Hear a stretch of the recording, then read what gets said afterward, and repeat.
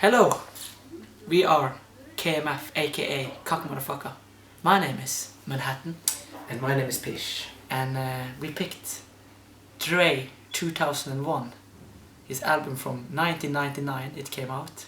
Not 2001, it's interesting. As our favorite album. And it really is. I still have it, I still listen to it probably once a month still. And it's a proper masterpiece of an album. I bought a CD, I remember, in Sweden. Didn't know what I went to, it was just luck. Because it was this shitty CD store too. And then, I was lucky. This is kind of a comeback album too. Because Dr. Dre's first solo album came out in 1991, I think. And it's called The Chronic. On Death Row Records. And that was on Death Row Records. And after that he had a lot of problems with Suge Knight, his record label owner. And Tupac. It was a lot of drama. Even Dre, he had a little bit of a moment, like around 96, where he decided he didn't want to curse anymore. So he made some songs where he didn't curse and whatnot. But then he came over that and he made his record label, which is called Aftermath, which he still has, and which later signed Eminem. Eminem was signed before this one came out. He was. So actually I think maybe the Eminem Slim Shady LP came before this. But I believe it's the same year actually. Crazy. Maybe Eminem was 97? No, that's the first one. I don't think that was Aftermath, was it? Yeah, that was... Okay. Eminem was Dre all the way. Yeah, then it was... I think Eminem came first and then on Aftermath, and then Dre came with this. And this is kind of the thing. And here Dre kind of made a best of album in a way. He had Snoop Dogg very in on it. Really Eminem was really involved, writing a lot of the lyrics. And Ice Cube was still kicking. Ice Cube is not on this album. Yeah, he is. No.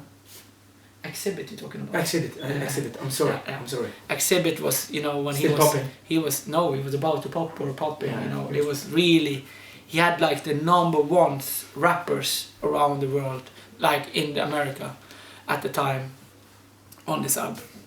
And it's also a very cool album because I don't know if you've seen The Chronic. No, what's the movie called? Straight Outta Compton.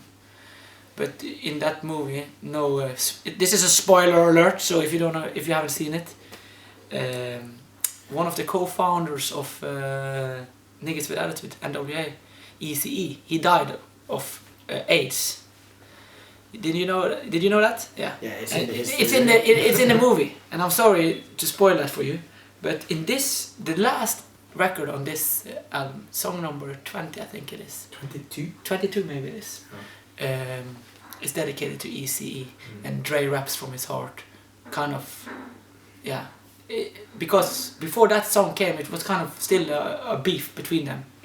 Even though they had been talking, but like officially a beef. And then this kind of closed that capture and made so much impact. We can also talk a little bit about the actual who he worked with on the album. Also very interesting. Because he brought in the new producer back then. It was Scott Storch. Came from New York. Roots, and well, the rest is history. This was how we started, kind of, in a way. Like he made a ding ding ding ding ding ding ding ding ding ding, which is the first single. This is Scott Storch, which later turned into be the multi-million-dollar producer. And then he got Jay-Z to write on that record. Yes. On Still Dre. Yeah. And the guitar guy. Yeah, Mike Alossanzi, he's also had his breakthrough with this album.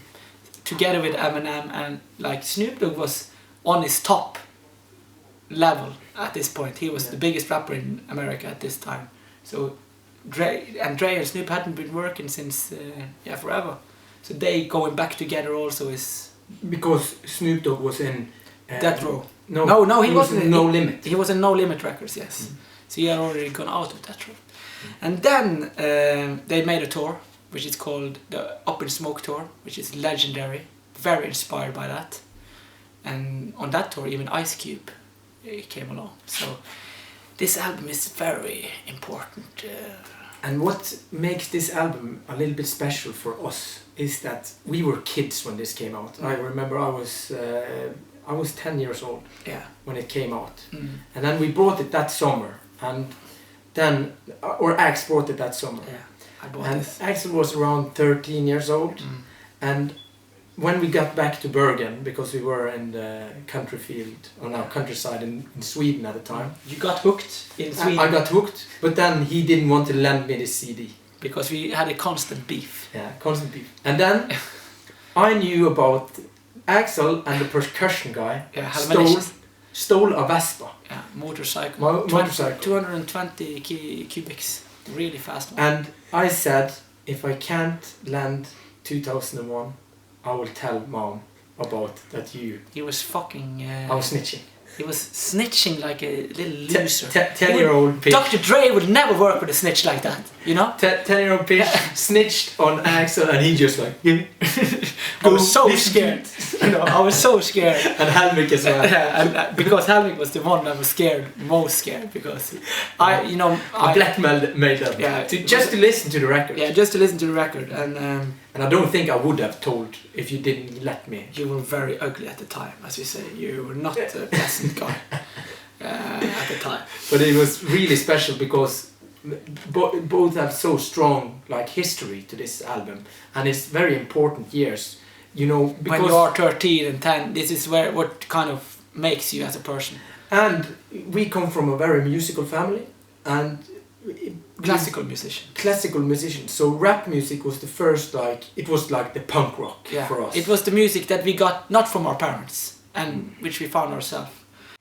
The cool thing is also that Dre was kind of lame, after being kind of not working with Suge Knight anymore, having that period where he was not cursing, people were kind of like, oh, Dre is over, probably. He was a little bit older too, he's not, and then bang, bang, and he hasn't released an album since, or he has, the soundtrack to Straight Outta Compton, but people have been waiting for the